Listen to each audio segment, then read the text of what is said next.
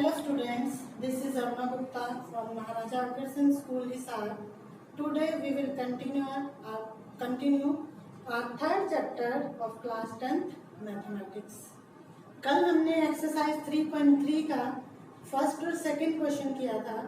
आज हम third question करेंगे. Question number 3. Form the pair of linear equations for the following problems and hence find their solutions by substitution method. हमारे पास कुछ problems हम हैं, उनकी इक्वेशंस बनानी है और फिर उन इक्वेशंस को सब्स्टिट्यूशन मेथड से सॉल्व करना है. ठीक है. फर्स्ट पार्ट है हमारे पास the difference between two numbers is 26. दो नंबर्स हैं, उन दोनों में डिफरेंस अंतर कितना है 26 and one number is 3 times the other और एक नंबर दूसरे का 3 गुना है. Find then. उन नंबर्स को फाइंड करना है. क्या फाइंड करने हैं? दो नंबर्स, उन दोनों में डिफरेंस गिवन है 26 और एक नंबर दूसरे का 3 टाइम्स 3 गुना. इसका मतलब एक नंबर बड़ा है, दूसरा नंबर छोटा है. तो हम ले लेते हैं लेट लार्जर नंबर बड़ी संख्या x and smaller number y. अब दोनों नंबर हमने एज्यूम कर लिए. अकॉर्डिंग टू क्वेश्चन हमें क्या गिवन है? इन दोनों में डिफरेंस 26. तो larger x minus smaller y equal to 26. First equation. And second क्या गिवन है? Larger one number is, larger number x is means equal to 3 times smaller number. एक नंबर दूसरे का 3 गुना. तो बड़ा ही होगा ना 3 गुना. तो बड़ा x था, एक इसके बराबर, छोटे वाले के 3 गुना के बराबर. हमारी इक्वेशन क्या बन गई? x बराबर 3y. ये फर्स्ट इक्वेशन, ये सेकेंड इक्वेशन. इन दोनों को सब्स्टिट्यूशन से सॉल्व करना है, कर सकते हो ना. x की वैल्यू 3y आ गई, ये फर्स्ट में पुट करके y फाइंड कर लोगे और फिर y की वैल्यू इसमें पुट करते हो, चाहे इसमें पुट करके x निकाल लो. जो x की वैल्यू आएगी वो लार्जर नंबर और जो y की वैल्यू आएगी वो स्मॉलर नंबर. इसको आगे कंप्लीट आप खुद कर लेंगे. ठीक है. इसके बाद है second part. The larger of to supplementary angles exceeds the smaller by 18 degree. हमें क्वेश्चन में दिया है दो सप्लीमेंट्री संपूरक कोणों में से बड़ा जो है वो छोटे से 18 डिग्री अधिक है. मतलब एक बड़ा है और एक छोटा है. Find these angles. हमने इन एंगल्स को निकालना है. तो हम उसी तरह से एज्यूम कर लें. Let larger angle is equal to x degree and smaller angle y degree. हमने दोनों एंगल एज्यूम कर लिए. अकॉर्डिंग टू क्वेश्चन हमें क्या गिवन है? Larger angle exceeds the smaller by 18. बड़ा एंगल छोटे से 18 डिग्री ज्यादा है. मतलब इन दोनों में डिफरेंस 18 डिग्री का है. तो x minus y equal to 18. बड़े में से ही छोटा माइनस करोगे ना. And they are supplementary. और ये दोनों कौन से कोण है? संपूरक कोण है. सप्लीमेंट्री एंगल्स है, संपूरक मतलब इनका जोड़ 180 है. तो दूसरी इक्वेशन आ गई x plus y is equal to 180. ये दोनों इक्वेशंस बन गई. इन दोनों इक्वेशंस को सब्स्टिट्यूशन मेथड से सॉल्व करना है तो आप कर सकते हो. सब्स्टिट्यूशन से सॉल्व करके x की वैल्यू जो आएगी वो लार्जर एंगल और जो y की वैल्यू आएगी वो स्मॉलर एंगल. ठीक है. आगे इसको कंप्लीट आप खुद करेंगे. Third part. The coach of a cricket team buys 7 bats and 6 ball for ₹3800. एक क्रिकेट टीम के कोच ने 7 बैट और 6 बॉल 3800 रुपए में खरीदी. Later she buys 3 bats and 5 balls for ₹1750. उसके बाद उसने 3 बैट और 5 बॉल 1750 रुपए में खरीदी. Find the cost of each bat and each ball. हमने एक बैट की कॉस्ट निकालनी है और एक बॉल की, दोनों एज्यूम कर लेते हैं। Let cost of one bat is equal to ₹X and cost of one ball is equal to ₹1। तो अकॉर्डिंग टू क्वेश्चन हमें क्या गिवन है, उसने 7 बैट खरीदे, एक बैट ₹X की, तो 7 बैट्स 7X की, और 6 बॉल खरीदी, एक बॉल ₹5 की, तो 6 बॉल ₹6 की, और इन दोनों को मिला के उसने कितने रुपीस दिए, 3800 is equal to 3800। First equation बन गई। Later she buys 3 bat, 3 bat 3X के, एंड 5 बॉल्स 5Y की, और उसने कितने रुपए दिए, 1750 रुपए। ये हमारी सेकेंड इक्वेशन। अब इन दोनों इक्वेशंस को सब्स्टिट्यूशन मेथड से सॉल्व कर सकते हो ना। सॉल्व करके x और y की वैल्यू फाइंड करोगे। जो x की वैल्यू आएगी वो एक बैट की कॉस्ट, और जो y की वैल्यू आएगी वो एक बॉल की कॉस्ट। ठीक है। Next question number 4, the taxi charges in A city consist of fixed charge together with the charge for the distance covered. एक सिटी में टैक्सी का किराया किस प्रकार से लगता है, एक तो फिक्स चार्ज है, नियत किराया है, और एक प्रति किलोमीटर के हिसाब से किराया है। For a distance of 10 kilometre the charge paid is ₹105। अगर 10 किलोमीटर की दूरी तय की जाए तो उसके लिए 105 रुपए किराया है, and for a journey of 15 kilometre the charge paid is 155। और अगर 15 किलोमीटर की दूरी तय करें तो उसके लिए किराया 155 रुपए है। What are the fix charge, नियत किराया क्या है, and the charge per kilometre, और प्रति किलोमीटर का किराया क्या है। How much does a person have to pay for travelling a distance of 25 kilometre. और उसके बाद हमने बताना है कि अगर किसी व्यक्ति ने 25 किलोमीटर दूर जाना है तो उसे कितना किराया देना पड़ेगा। अब देखो इसमें हमने क्या क्या निकालना है, एक तो फिक्स चार्ज और एक चार्ज पर किलोमीटर। तो ये दोनों हम एज्यूम कर लेते हैं। थर्ड क्वेश्चन का fourth part, let fixed charge is equal to ₹X and charge per kilometre is equal to ₹5। According to question हमें क्या गिवन है, 10 किलोमीटर डिस्टेंस के लिए चार्ज 105 रुपीज। अब 10 किलोमीटर जाना है, जो फिक्स चार्ज है वो तो फिक्स ही है, वो तो उतना ही लगेगा, चाहे 1 किलोमीटर जाए, चाहे 10 किलोमीटर जाए, चाहे 20 किलोमीटर जाए।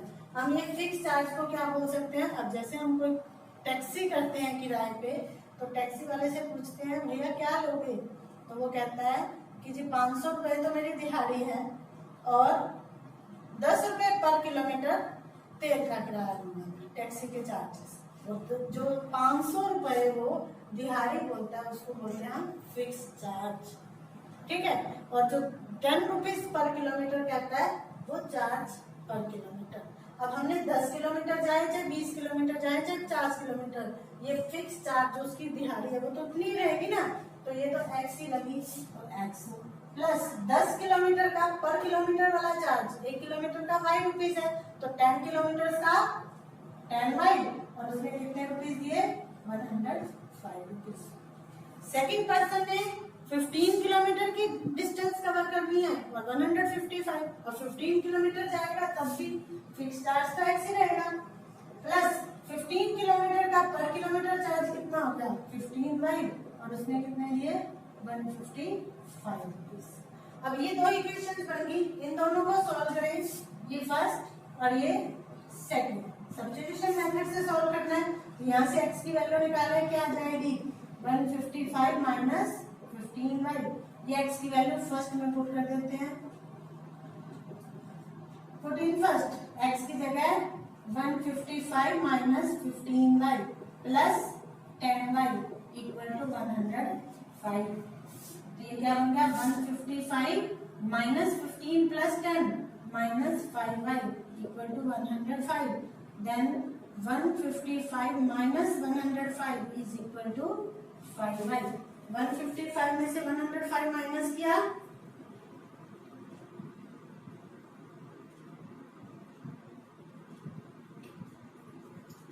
तो हमारे पास से आ जाएगा 15 is equal to 5y. Then y is equal to 50 divided by 5 10. और y की वैल्यू 10 फर्स्ट में या सेकंड में किसी में भी पुट कर सकते हैं. Put in first. तो x प्लस 10 इंटू y की value 10 is equal to 105. x plus 100 equal to 105. Then x is equal to 105 minus 105.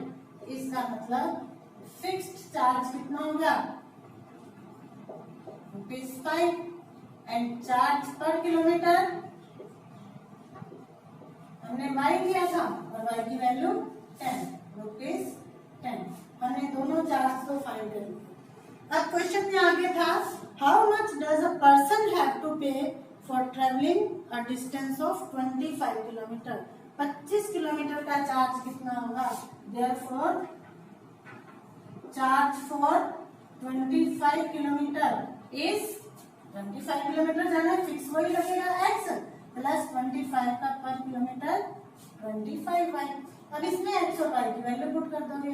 x की वैल्यू आई थी 5 plus 25 into 10 is equal to 5 plus 250 is equal to 255 rupees. 25 kilometre का charge जो है वो 255 rupees. ठीक है. Next question number fifth part. A fraction becomes 9 by 11 if 2 is added to both numerator and denominator. एक भिन्न में के अंश और हर दोनों में अगर हम 2 जोड़ दें तो वह 9/11 हो जाती है. If 3 is added to both numerator and denominator, अगर अंश और हर दोनों में 3 जोड़ दिया जाए then it becomes 5/6. तो यह 5/6 हो जाती है. Find the fraction.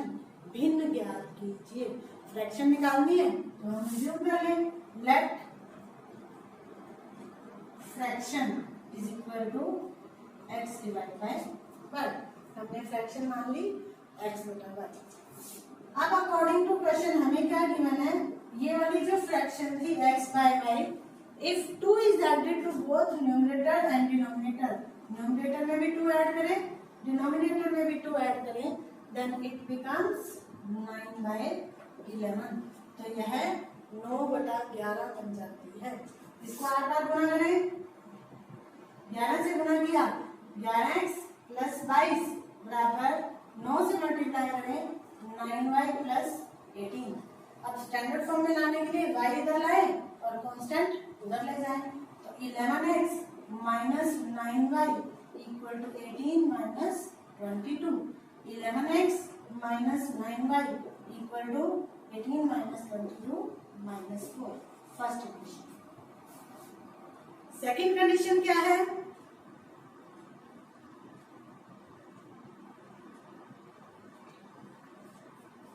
If 3 is added to both numerator and denominator of the fraction.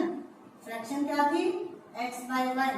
Numerator में भी 3 ऐड करें डिनोमिनेटर में भी 3 ऐड करें देन इट बिकम्स 5/6. तो ये क्या बन जाती है 5/6. इसी तरह से इसको क्रॉस मल्टीप्लाई करें. 6 से मल्टीप्लाई किया 6x plus 18 is equal to 5y plus 15. इसे सॉल्व करें. स्टैंडर्ड फॉर्म में लाने के लिए y वाली टर्म इधर ले आओ. तो 6x minus 5y is equal to 15 minus 18. Then 6x minus 5y is equal to -3. ये सेकेंड आ गई. इन दोनों को भी उसी तरह से सब्स्टिट्यूशन मेथड से सॉल्व कर लोगे. x और y की वैल्यू आएगी. x और y की वैल्यू यहाँ पुट कर दोगे तो फ्रैक्शन आ जाएगा. ठीक है. Next last part third question का 6th part. 5 years hence the age of Jacob will be 3 times that of his son. 5 साल बाद जेकब की आयु उसके पुत्र की आयु से 3 गुनी हो जाएगी. And 5 years ago Jacob's age was 7 times that of his son's age. और 5 साल पूरा जेकब की आयु पुत्र की आयु से 7 गुनी थी. What are their present age? तो उनकी वर्तमान आयु क्या है? प्रेजेंट, अभी प्रेजेंट में जो एज है वो फाइंड करनी है. तो हम एज्यूम कर लेते हैं let Jacob's present age x years and son's present age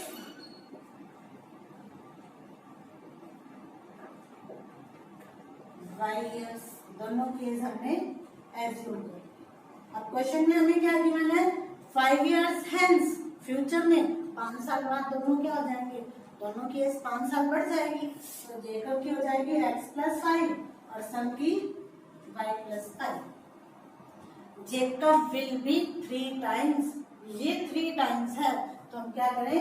इसको अगर 3 से मल्टीप्लाई कर दें तो दोनों इक्वल हो जाएंगे, है ना? तो क्या बनेगा? x + 5 = 3y + 15. y वाली टर्म इधर लाए तो x - 3y = 15 - 5. x - 3y = 10. First equation. ऐसी सेकंड कंडीशन गिवन है. एंड 5 years ago, 5 साल पीछे, दोनों छोटे थे, 5 साल कम थे. And 5 years ago Jacob was x - 5 और सन was y - 5.